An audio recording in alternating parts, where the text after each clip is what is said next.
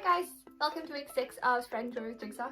So this week your challenge is to get baking. Yeah, so personally I've really enjoyed baking over this time of lockdown. So this is where this challenge has come from. We thought you could include it as part of your school day, home economics. It will break up your day a bit, give you something hopefully tasty and a bit more fun to do than maths. So yeah, you can get as creative as baking a 4-tier cake or Rice Krispie buns. Simple as Rice Krispie buns or tapas or anything like that. Doesn't matter, it's all yummy. So don't forget to take some photographs of all the tasty things that you bake and share them in the comments below so that you can give us some inspiration of what to do.